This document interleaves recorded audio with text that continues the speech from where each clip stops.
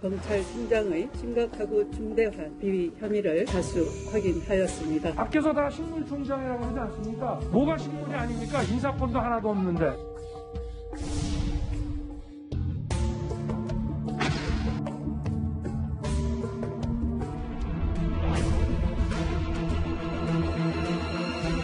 이번 양병에 대해서 국민들의 질책을 하게 만들어 있습니다.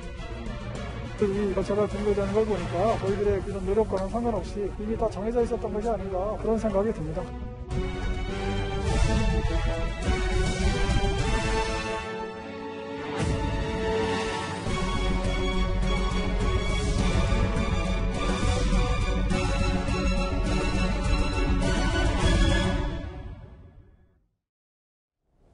예, 오늘 뉴스탑단 본격적으로 시작하기 전에 조금 전에 청와대로부터 들려온 속보부터 먼저 살펴봐야 할 것 같습니다. 청와대가 현재 문재인 대통령이 윤 총장 징계건에 대해 추장관 보고를 받고 있다 이렇게 밝혔는데요. 법무부 또한 오늘 청와대 윤석열 총장 징계를 재청하겠다 이렇게 말했습니다. 청와대가 이르면 오늘 윤 총장 징계를 재가할 가능성이 있다. 이런 속보 3개가 들어왔는데요. 다시 한번 첫 번째 속보로 가볼까요? 일단 현재 이 시각 지금 6시가 채 되지 않았는데 대통령과 추 장관이 지금 청와대에서 만나는 것 같습니다. 추 장관이 대통령에게 보고하고 윤 총장 징계건에 대해서 재가를 할 것으로 보인다라는 속보가 조금 전에 들어와 있습니다. 이도훈 의원님. 네. 이제 절차대로 이제 마무리를 짓겠다 이런 의도로 받아들여야 되겠죠? 그렇습니다. 빠르게 가는 것 같습니다. 사상 초유의 헌정사상 처음으로 그 현직 검찰총장이 그 법무부 검사징계위원회에 회부됐죠. 그래서 일단 정직 2개월이라는 그 결과가 나왔는데 그 법무부에서 대통령에게 재청하기 위해서는 사실 실물 작업이 필요해서 하루 이틀은 시간 걸릴 수도 있다 했는데 머뭇거리지 않고 바로 청와대로 가서 지금 재가를 요청하고 있는 거죠. 예. 청와대에서 5시 15분에 먼저 지금 추미애 장관이 보고하고 있다고 발표를 했기 때문에 네. 아마 오늘 안에 대통령이 재가할 가능성이 굉장히 큰 것 같습니다. 그렇게 되면은 청와대와 여권은 그동안 굉장히 이 전국을 혼란스럽게 만들어온 추미애 윤석열 갈등이 마무리되는 단계로 접어들길 희망하겠지만 현실은 그렇지 않을 가능성도 굉장히 큽니다. 일단 윤석열 검찰총장이 행정소송을 예고해놨고 오늘 직전 문재인 정권의 첫 검찰총장인 문무일 총장을 포함한 전직 검찰총장 대부분이 징계에 반대하는 성명을 냈고 예. 여론도 크게 흔들리기 때문에 갈등의 마무리가 아니라 새로운 국면의 시작일 가능성이 굉장히 커 보입니다. 다시 한번 정리해드렸습니다. 청와대가 이르면 오늘 윤석열 총장 징계에 대해서 재가할 수 있다. 5시 15분쯤 이 언론에 이 내용을 공개를 했는데요. 지금 현재 대통령은 청와대에서 추 장관에게 보고를 받고 있다. 재청을 받고 있고 이제 재가할 가능성이 있다라는 속보까지 전해졌습니다. 청와대에서 새롭게 들려오는 속보 있으면 저희가 바로 전해드리도록 하고요. 이제 저희가 준비한 소식으로 이제 하나씩 만나보도록 하겠습니다. 헌정사상 첫 검찰총장 징계입니다. 17시간 동안의 마라톤 심의 끝에 내려진 결론은 들으신 것처럼 정직 2개월입니다. 밤사이 상황부터 먼저 만나봐야 할 것 같습니다.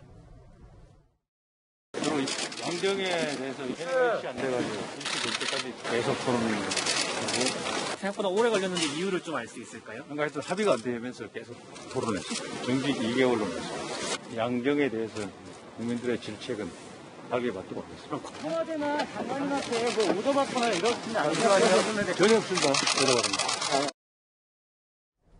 이제 본격적으로 시작을 해볼까요? 김 변호사님. 저희가 어제 있었던 시간표를 한번 정리해봤는데 오전 10시 30분경부터 2차 징계위가 시작이 됐고 뭐 굵직한 현안들에 대해서 주고받다가 다음 장을 보겠습니다.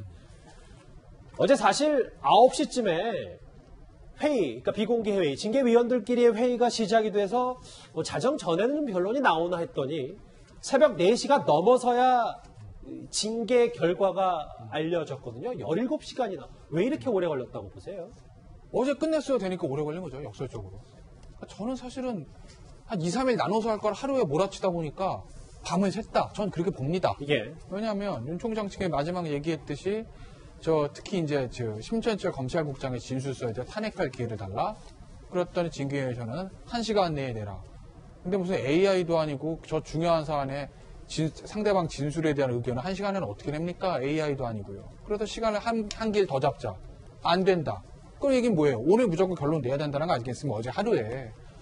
며칠 나눠서 할 건 하루에 결론 내려고 모래치다 보면 밤샐 수밖에 없어요. 그래서 새벽 4시까지 간 거고. 네.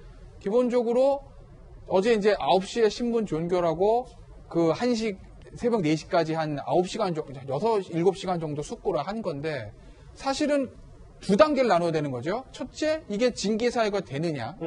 두 번째, 징계 사유가 된다면 어느 정도 할 거냐. 요거 유무죄와 형량 두 개를 보는 거예요. 근데 아마 징계 사유가 된다는 유무죄에 대해서는 금방 결론 난 것 같아요. 왜? 앞서 이제 정한중 위원장 얘기를 보면 형의 양정에 대해서 토론이 있었으면 이렇게 얘기하잖아요. 양정이란 건 뭐냐면 이거 법조인들이 쓰는 용어인데 형을 정하는 걸 양정이라. 유무죄는 다 유죄고 그 다음에 그럼 형을 실형할 거냐 집행유예할 거냐. 요 형 정하는 걸 양정이라고 그러거든요. 형의 양정에 대해서 토론이 있었다. 굉장히 많았다라고 얘기하지 않습니까? 본인이. 그 얘기는 징계위들 간에 자 이거 징계가 됩니까? 그건 통과. 어떻게 하지? 해임할까? 면직할까? 징계 6개월, 4개월, 2개월 요거 내려가면서 토론 시간이 좀 길어졌다는 거 아니겠어요? 그래서 결국 2개월로 결론이 났다는 거고요. 네, 결국 여기 화면에 보이는 7시간여 동안의 그 절차가 한 번에 정해야 되기 때문에 다 정해 주셨어요. 어제 하루에 다 하려고 보니까 되게 길어진 거고. 결국적으로 7시간의 대부분은 이게 징계 사유가 되느냐 안 되느냐 그거에 대한 예를 들면 재판부 불법 사찰 의혹 문건에 정말 불법 사찰인지 여부. 불법 사찰이라고 하면 과연 윤 총장 여기에 대해서 지시를 내린 게 있는지 여부. 이런 실체보다는 자 징계 사유는 맞는데 속되면 자를까 업무를 중지시킬까 요거를 결정하는데 오래 걸렸다 이거죠. 네, 징계위 측과 윤석열 총장 측이 마지막까지 맞붙은 건 바로 최종 진술 때문이었습니다. 양측의 목소리 한번 들어보겠습니다.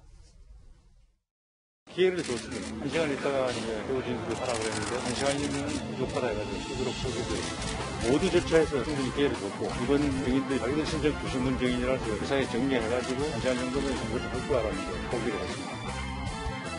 최종 의견 진술 준비를 어제 소개해 달라고 말씀드렸는데 상태가 그러면 내일 오후면 되겠냐 이렇게 말씀하셔가지고 내일 오후 갖고 어떻게 이렇게 준비하겠습니다. 오늘 이렇게 늦게 끝났는데 그래서 시간을 좀 더 달라고 말씀을 드렸더니 잠시 나가 있으라고 그래서 위원들까지 합의하겠다고 그래서 저희들 나와서 기다리고 있었는데 다시 들어오라고 갔더니 바로 오늘 정결하시겠다고 다시 머리 벗겨서 말씀하시는 거예요. 그래서 이 절차가 준비되는 걸 보니까 저희들의 이런 노력과는 상관없이 이미 다 정해져 있었던 것이 아닌가 그런 생각이 듭니다. 어젯밤에 가장 논란이 됐던 부분이 바로 저 부분이에요. 김주옥 교수님. 분명히 징계위 측이 내일 오후까지면 되겠냐라고 했다가 말을 바꿔서 오늘 종결하겠다고 하자 1시간 만에 어떻게 좀 이거를 최종 진술, 최후 진술을 준비하냐라고 해서 결국 최후 진술 안 했다라고 하더라고요. 그럼 핵심적인 내용은 그런 것 같습니다. 심재철 검찰국장이 낸 진술서에 새로운 내용이 있으니 그 내용에 대해서 반론을 할 수 있을 만한 시간을 달라라고 얘기를 했던 것 같고요. 그래서 위원장이 그렇다면 거기에 대해서 반론 시간을 줄 수 있다라고 얘기했었는데 내부에서 위원들끼리 회의를 했을 때에는 그럴 수는 없다. 빨리 결정을 해야 된다라고. 그러니까 제가 볼 때 이 사안은 위원회가 결정할 수 있는 사안이기 때문에 위원회가 오롯이 책임져야 되는 부분이라는 생각이 들어요. 그래서 이것이 왜 문제가 있냐 없냐의 문제 같은 경우는 추후에 따질 문제인 거고 이 결정을 할 수 있는 유일한 당위는 징계위원회에서 결정할 수밖에 없기 때문에 그렇다는 생각이 들고요. 그래서 나와서 한 얘기가 뭐냐면 그런 거죠. 그러니까 자기들은 이 결정을 증거에 입각해서 양정을 결정했다라고 얘기를 하는 상황 하나하고 또 하나는 중요한 겁니다. 불미스러운 일을 오래 끄는 것이 바람직하지 않기 때문에 그러니까 저 정무적 판단을 했다는 거예요. 시간이 지난다고 하더라도 징계위원들 내부에서는 입장이 변하지 않을 것 같다. 가장 중요한 부분들은 소위 징계 수위 문제였었고 그 징계 수위 문제를 다룰 수 있는 내용의 증거 문제였기 때문에 그 문제를 중점적으로 다뤘다라고 얘기를 하는 것 같고요. 전 그런 측면에서는 이 이후에 이 문제 제가 볼 때는 아마 윤석열 검찰총장 변호인 측들이 다양한 방식의 법원을 통해서 문제 제기할 겁니다. 그럼 거기에 대한 책임들을 전 지겠다고 지금 징계위원장은 얘기한 것 같아요. 좀 그렇다면 그 문제는 그 이후에 판단할 문제인 거고 징계위원회는 이 문제를 더 끌고 가는 것 자체가 별 의미가 없다라고 판단했다는 생각이 들기 때문에 그 부분을 제가 볼 때는 법원의 판단 또는 국민 여론의 판단 이것에 맡길 수밖에 없다고 생각합니다. 다소 논란이 있더라도 오늘 마무리하는 게 더 중요하다고 그리고 생각했다. 또 하나는 뭐냐면 지금까지 징계 절차를 하면서 8명의 징계위원들 그다음에 소위 징계를 받는 측에서 요청한 증인들 저렇게 많이 신청해 줬다고 얘기하는 측면과 관련해서도 나름대로 제가 볼 때는 상당한 나름대로 절차적인 정당성이나 요구를 들어줬기 때문에 더 이상의 요구를 들어주는 거에 대해서는 나름대로 그 내부에서 더 이상 줄 필요가 없다고 판단했다는 느낌이 들어요. 김태현 변호사님. 네. 근데 절차 논란이 하나 더 있는 게 보니까 휴대전화 압수 얘기를 두고 전해지기로는 양측이 고성까지 오고 왔다는데 누구 말이 맞는 거예요? 정확한 표현은 압수는 아니고, 압수는 영장을 가지고 강제로 가져가는 건데 그건 아니고, 회의 시작하니까 위원장이 자 휴대전화 윤 총장 변호인 측한테 휴대전화 제출하라고 그랬다는 거예요. 그래서 바구니 들고 내라. 윤 총장 측은 이거 왜 이러냐? 이거 우리 녹음할까봐 그거 걱정돼서 그런 거냐? 맞다. 그러면서 이제 가져갔다라는 건데. 회의를 하다 보면은 비공개 회의 같은 경우, 기밀을 요하는 회의 같은 경우에 휴대전화 제출하는 경우도 있는 걸로 알고 있습니다. 저도 기억은 확실히 아닌데 한번 내봤던 기억은 있는 것 같아요. 어디선가. 그렇습니까? 다 위원님끼리 합의를 해가지고 비공개로 하고 그런 중요한 경우에는. 그런데 이거는 이제 일종의 재판이라고 하면 이게 사실은 안에 있는 일들이 밖에 알려지면 안 되는 기밀을 요하는 거냐, 국가 안보를 다루거나, 회사의 산업 기밀을 다루거나, 안에 있는 내용이 밖으로 흘러나가면 안 되는 걸 기밀성을 요하는 건 아닙니다. 그거 하나 있고. 그리고 이제 재판에서도요, 녹음 못하게 하는 건 맞아요. 그러니까 예를 들어 휴대전화 가지고 방청사 변호사 이렇게 누르는 것 같으면 재판 뭐 하시는 거냐 제재하거든요. 통상 그런 경우가 그렇죠. 많다. 다 녹음 못한 게 맞습니다. 재판은. 근데 그렇다고 해서 판사가 재판 시작해서 자 원고 대리인 피고 대리인 휴대전화 끄시고 휴대전화 제출하세요. 이렇게는 안 합니다. 왜? 당연히 재판에 참석하는 사람이고 변호인이라면 그런 녹음은 하지 않겠지라는 기본적인 신뢰가 깔려있는 것이거든요. 그런데 어제 정 위원장은 윤 총장 측에 그게 없었던 것 같아요. 그러니까 윤 총장은 그게 굉장히 섭섭할 수 있는 거죠. 만약에 윤 총장이 몰래 녹음한다고 합시다. 이거를 언론사에 풀을 할 수 있겠습니까? 행정소송한테 증거를 낼 수 있겠습니까? 아무 데도 못 씁니다. 그렇기 때문에 위원회에서 녹음을 허락하지 않으면 몰래 녹음할 수도 없어요. 해도 쓸데가 없으니까. 그런데 굳이 그거를 휴대전화까지 걷어가면서까지 윤 총장 측이 약간 그 신랑을 할 필요가 굳이 있었을까? 저는 그게 궁금하다라는 거죠. 그런데 징계위원장 직무대리를 맡았던 정한중 교수가 오늘 중앙일보와의 인터뷰에서 꽤 의미심장한 말을 했습니다. 남영희 부대변인 저하고 화면을 좀 같이 보겠습니다. 내용인즉슨 징계 결과 제대로 판단했다고 생각한다. 공정했다. 그런데 이번 일을 맡은 것이 솔직히 후회도 된다. 이거 저희가 어떻게 해석해야 됩니까? 저는 제가 정한중 징계위원장님이 직무대리행을 맡으실 때부터 사실은 언론에서 그리고 윤 총장 측에서 기피 신청을 받고 또 굉장히 개인적인 공격도 많이 받았다고 생각합니다. 그 이전에 했던 행적들을 정당한 것인가 공정한 것인가부터 판단을 내리고자 했던 부분들도 있고 오죽하면 신을사 오적 이런 빗댄 비유까지 들었던 부분들이 야당에서는 그렇고 그런 얘기까지 들었던 정한중 위원장이 이 징계위원회를 계속 기일까지 변경해 가면서 윤 총장 측의 방어권을 최대한 유지해주면서 공정하게 처리를 한 결과의 소회가 후회스럽다라는 말씀하신 걸 보면 저분 내면에서 이 막강한 검찰 권력에 대한 이 개혁 부분이 굉장히 힘든 것이 아닌가. 여전히 그 부분에 대한 당위성이 필요하다는 결론을 가지고 계신 것 같아요. 그래서 어제 내린 그 정직 2개월이라는 것이 제가 보기에는 위원장님은 그렇게 흡족해 하시지 않은 거지만 최대한 그냥 그 전체 합의를 이끌어낸 부분에서 본인은 최대한 만족스러운 결론은 아니지 않나 그런 생각이 듭니다. 본인 할 수 있는 한은 다 했는데 예. 그래서 좀 후회가 된다. 근데 이 정한중 위원장의 그 후회 언론 발언이 조금 논란이 될 수가 있는 게 지난번에도 이 한 언론과 인터뷰에서 당시에도 중앙일보였는데 당시에도 징계위 또 2차 징계위 앞두고 참 독특한 총장이다라고 윤 총장을 이렇게 표현하면서 한번 뒷말을 좀 있었었거든요. 정한중 교수는 그 위원장 직무대리 임명한 직후부터 사실 그 여러 가지 논란이 있었습니다. 왜냐하면 민주당이 주최한 검찰 관련 그 세미나에서 윤석열 총장도 아니고 윤석열이 이렇게 지칭하면서 특수부와 윤석열 총장이 검찰 개혁의 걸림돌이라는 취지로 얘기를 했었고 또 언론과의 인터뷰에서 윤석열 총장이 10월 22일 그 국정감사에서 얘기한 퇴임 후 사회 봉사 여기에 대해서 정치적 중립을 어기는 발언이라는 취지로 주장을 했죠. 그렇기 때문에 그런 바로 문제들을 다루는 징계위원회 위원장은 물론이고 위원으로 하는 것도 이게 적절한 거냐 그런 논란이 있었고 그렇기 때문에 윤석열 총장 그 변호인 측에서 기피 신청을 했던 거죠. 그런데 지금 우리 김 앵커가 얘기한 독특한 총장 이 얘기 말고도 정 교수가 굉장히 그 독특한 얘기를 많이 했는데 어떻게 보면 조금 순진하신 측면이 있는 건지 아니면 위원장 직무 대행으로서 위원회를 끌고 가기 위해서 약간의 그 언론 플레이를 하는 건지 모르겠지만 몇 가지 좀 그 논란이 될 만한 발언들이 있었습니다. 우선 윤석열 총장 그 변호인 측에서 증인들 신문을 요구했는데 어쨌든 받아줬어요. 그게 이 위원회 전체의 그 의견인지 본인 개인의 의견인지 모르지만 그걸 받아줬고 그다음에 어제도 심재철 검찰국장이 제시한 그 서면 진술서에 대해서 윤석열 총장 변호인 측이 탄핵해야 되니까 그 시간 달라 했더니 그럼 내일 다시 할까요? 하다가 갑자기 또 그 회의를 속개를 했습니다. 앞서도 짚어봤습니다. 그렇습니다. 그렇기 때문에 그거는 지금 위원장 개인의 의견인지 아니면 이용구 차관이나 외부의 의견인지 이거가 지금 논란을 일으켰고 또 재미있는 거는 신성식 대검 반부패 강력부장이 어제 회의에서 사실 혐의에 반대하고 그 표결에 참여하지 않았습니다. 근데 그걸 또 공개를 했습니다. 그렇기 때문에 뭔가 조금 전체적인 흐름에서 약간 튀는 부분도 있지 않다 이렇게 얘기했는데 어제 후회한다고 보는 거는 얘기한 건 한 3가지 정도 측면이 있는 것 같습니다. 첫째는 법조인 사이에서도 굉장히 비판이 많죠.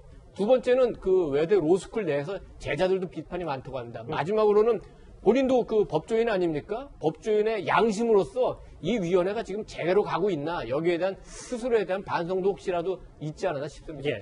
이동원 의원님이 잠깐 언급을 해주셨지만 오늘 새벽 징계위가 종료된 뒤에 정한중 위원장은 만장일치로 의견이 모아졌다 이렇게 말을 했었습니다. 그런데 새롭게 알려진 내용은 좀 달랐습니다. 징계위원 가운데 유일한 현직 검사인 신성식 검사장 때문입니다.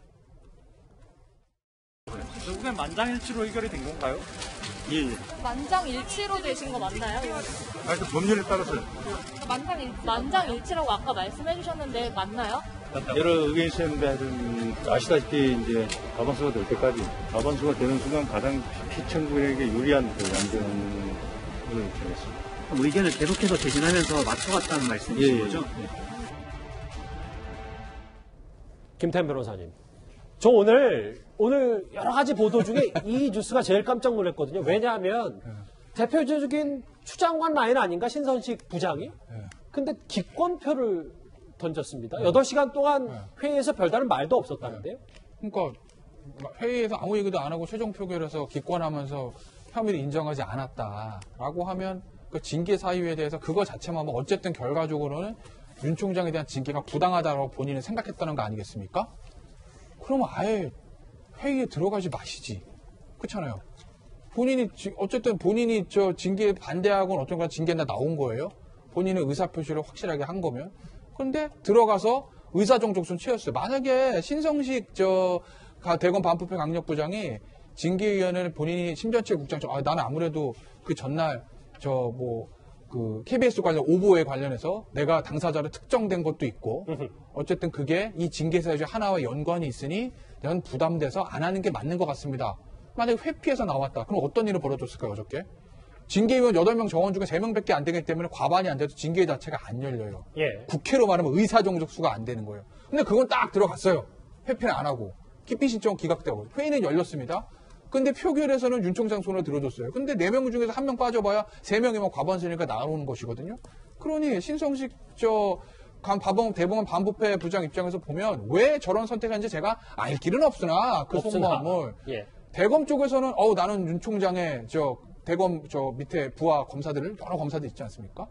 나는 그래도 윤 총장 징계에 반대했다. 라는 얘기는 할 수 있고 법무부에 가면 어쨌든 징계는 나왔잖아요. 제가 회의 참석하는 바람에 하루 연종을 제가 아무 말도 안 하고 있었지만 어쨌든 징계에 나왔습니다. 이거 아니겠습니까?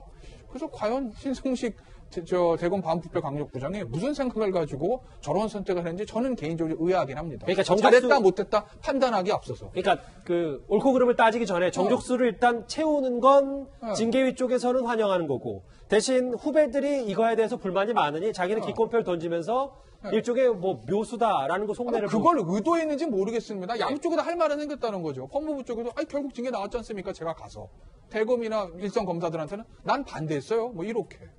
이도현 의원님. 네. 그래서 조금 얘기가 나오는 게 이렇게 중차대한 현직 검찰총장 징계를 결국 징계위원 총 8명 가운데 결정한 사람은 단 3명이다. 이게 혹시 나중에라도 대표성에 문제가 있잖아. 물론 뭐 법적인 문제는 없습니다만 이런 지적도 있습니다. 이미 윤석열 총장 변호인 측에서 문제를 제기했죠. 징계위원회는 7명으로 구성돼서 회의를 한다고 돼 있기 때문에 7명을 다 채워달라. 만약에 그 사퇴한 위원이 있다면 예비위원으로도 채워달라 이렇게 했는데 지금 징계위원회에서는 뭐 어차피 과반수 출석에 과반수 찬성이면 되기 때문에 괜찮다고 했는데 간신히 과반수 채워가지고 간신히 과반수 넘어서 의결을 했기 때문에 물론 법적으로 규칙적으로 문제가 없을지는 모르지만 전체적인 이 징계위의 정당성이나 이런 부분이 크게 훼손된 부분이 있는 거죠. 정당성 문제 나중에 좀 훼손이 될 수 있다. 김종욱 교수님. 네. 바뀔 다음 화면을 볼게. 신성식 그 반부패 부장 얘기 나왔으니까 하는 얘기인데 그럼 저희가 그 최근에 2주 동안 있었던 검찰들이 혹은 추미애 라인으로 분류됐던 인물들이 등을 돌린 거 아니냐. 마지막에 뭐 심재철 국장 빼고는 신성식 강력부장까지 징계위에서 기권했기 때문에 이제 남은 건 심재철 국장뿐 아니냐. 이것도 좀 여론이 있는 거 아니냐라는 얘기가 있거든요. 아직 결론이 나지 않았지만 추미애 라인은 없었다. 검찰 조직 우선주의만 남아있었다라고 하는 사실을 좀 확인하는 것 같아요. 제가 볼 때 결론적으로 그런 거죠. 평검사부터 고검장까지 윤석열 검찰총장에 대한 징계, 감찰 징계에 대해서 상당히 반대를 했었고 그런 부분들과 관련해서 제가 볼 때 신성식 강력부장 같은 경우 상당히 많은 부담을 느꼈을 거라 생각이 들어요. 결론적으로 뭐냐? 검찰들도 마찬가지지만 자기의 소신보다 더 중요한 건 검찰 내부에서 어떤 평가를 받는 것인가가 중요하다는 생각이 들고 왜냐하면 아니 이분이 그 법조인이신데 기피는 안 하면서 표결에 기권을 한다는 게 상식적으로 말이 됩니까? 아니, 그 기피를 하거나 아니면 기권하지 투표를 하거나 해야 되는 게 맞는 거죠. 근데 그렇게 안 했다고 얘기하는 거 누가 보더라도 본인은 계속 검찰에 남아야 되는데 이 상태에 남을 수 없다라고 판단하는 것 같고요. 또 하나는 심재철 검찰국장도 마찬가지인데요. 저는 저분도 제가 볼 때 설명을 잘 하실 필요가 있을 것 같아요. 본인이 징계위원을 수용을 했어요. 그리고 들어가서 회피했어요. 증인을 하겠다고 그랬어요. 출석은 안 했어요. 진술서를 냈어요. 새로운 사실을 얘기했어요. 그게 논란이 됐어요. 징계위원들이 지금 저분 진술서 하나 때문에 지금 이 고생을 하고 있는 거예요. 저는 제가 볼 때는 진짜 검찰에 계신 분들이 국가를 위해서 일하시는 분들인지 제가 볼 때는 자기 영달에서 일하시는 분인지 앞으로 결과 봐야 되겠습니다만 저는 이 문제도 또 하나의 난제로 남았다고 생각을 해요. 결국 핵심은 제 맨 끝에 있는 이 인물입니다. 어제 그 증인으로 출석하지 않은 게 위증죄를 피하려고 한 건 아니냐는 의심을 받았던 심재철 국장인데요. 어제 출석 대신 진술서를 제출했는데 그런데 이 진술서가 사실상 윤 총장 징계에 결정적 역할을 한 건 아니냐라는 얘기까지 나오고 있습니다. 저희가 심재철 국장이 이제 제출한 진술서를 봤는데 거기에는 뭐 사실과 다른 진술이 많이 있어서 그 부분을 이제 탄핵하려면 서면 준비를 해도 서면도 내야 되니까 탄핵하는 서면을 준비하겠다고 말씀을 드렸고 그 심재철 검찰국장 진술이 사실과 다른 부분이 담겨 있었다라고 했는데 구체적으로는 말씀 못하시더라도 어떤 내용들이 좀 사실과 다르다고 보십니까? 재판부 문건의 성질에 대해서도 저는 다른 말을 하고 있고요. 사실과 다른 말이 있고 윤 총장의 서면 뭐 이런 거에 대해서도 사실과 다른 말을 많이 하고 있어서 적극적으로 저희가 반박하는 서면을 낼 필요가 있는 진술이었습니다. 저 논란의 서면 진술이요. 남영희 부대변인님. 이 판사 문건에 대해서도 이렇게 진술을 하기도 했고 언론 보도에 따르면 그 진술서에는 윤 총장 징계 건에 대해서 총장은 사조직 두목으로나 어울릴 사람이다라는 표현까지 심재철 국장이 했다는데 이거 저희가 좀 어떻게 받아들이면 되겠습니까? 이번 징계 사유 중에 가장 위법하다고 생각하는 것이 판사 사찰 의혹 문제이지 않았습니까? 그걸 감찰했던 그 감찰국장의 진술이었다고 저는 보는데요. 네. 뭐 거기에서 어떤 내용들이 오가고 한 부분에 대해서는 저는 뭐 언론을 통해서만 보고 있고 아직 뭐 정확하게는 확인될 수 없는 사안이라 다른 뭐 더 내용을 제가 첨언하기는 힘든 상황인데 어찌 되었던 심재철 검찰국장이 이 진술했던 부분에 있어서 저는 이 대검 수사정보정책관실에서 이 문건을 만들었다는 부분부터 그것을 또 반부패 부장한테 넘어갔던 당시 반부패 부장이었잖아요. 네. 심재철 국장이 그 부분을 진술하면서 이것이 징계 사유로 정확하게 어쨌든 받아들여진 부분이니 뭐 그렇게까지 받아들일 수밖에 없다라고 말씀드리겠습니다. 다소 저 표현이나 저런 게 원색적이어서 주관적이진 않을까라는 의심을 야당 쪽에서는 또 하고 있거든요. 예, 뭐 그걸 정확하게 밝힐 수 있는 상황은 아닌 것 같습니다. 제가 저 진술서 우리가 다 본 건 아니죠. 예. 뭐 언론 보도 통해서 알려진 거. 윤 총장 측 변호인들 통해서 아마 흘러나왔을 가능성이 높은데 전 저걸 보면서 심재철 검찰국장이요. 법무부 검찰국이라고 하면 검찰 4대 요직 중에 하나거든요. 검사장입니다. 과연 법조인이 맞나? 과연. 본인이 나중에 재판 들어갔을 때 증인이 저렇게 진술하면 그냥 있을 건가? 왜? 증인이라는 거는요. 네. 사실을 말하는 사람한테 같이 판단하는 건 아닙니다. 어떤 사건에서 증인으로 하면 자기가 보고 듣고 경험한 걸 얘기하는 것이 그걸 바탕으로 피고인이 나쁜 사람인지 착한 사람인지 판단은 재판부가 하는 거지 증인을 판단할 자격이 없어요. 사실을 말하는 거지. 근데 어제는 진술서를 냈잖아요. 진술서는 증언을 대체하는 겁니다. 그러면 정말 검사장과 법조인이라고 하면 본인이 보고 들은 것만 쓰면 됩니다. 예를 들면서 여기 보면 뭐 판사 문건을 받자 크게 그런 걸 할 수 있는 거죠. 본인이 진짜 화를 냈다고 하면. 그 문건에 대해서 본인이 안 거, 들은 거, 글을 쓰는 건데, 예를 들어 아까 저 언론에 났던 뭐, 윤 총장은 사조직 두목이나 할 사람으로 보이고, 대통령 되면 뭐 할 사람이다. 그건 본인 생각입니다. 그런 건 진술서에 들어갈 내용이 아니에요. 예. 법정 증언서 그렇게 하잖아요. 판사가 그거 제지시킵니다. 같이 판단하는 게 아니에요. 그런데 그거 알 거 아닙니까? 검사장인데요. 근데 진술서 막 그런 거 써요. 뭐죠? 그건?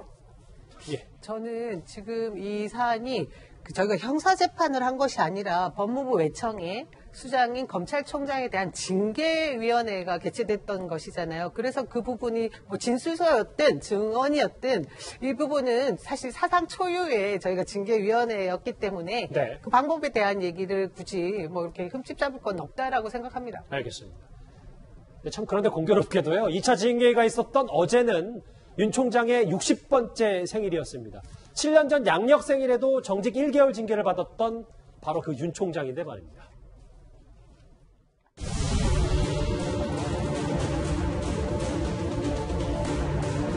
어떤 말씀을 하실지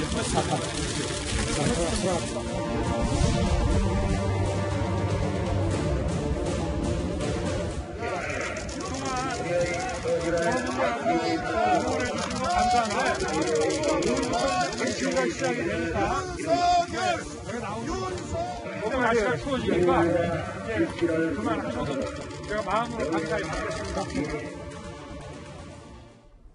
이동희 의원님 기자를 참 짓궂죠. 이 생일 징크스라는 말까지 나왔습니다. 참 공교롭네요. 그런데 그렇습니다. 어제가 이제 그 60번째 생일이었다 그러고 사실은 그 7년 전에 2013년에 국정원 댓글 사건 수사 과정에서 징계를 받을 때도 12월이고 생일이었습니다.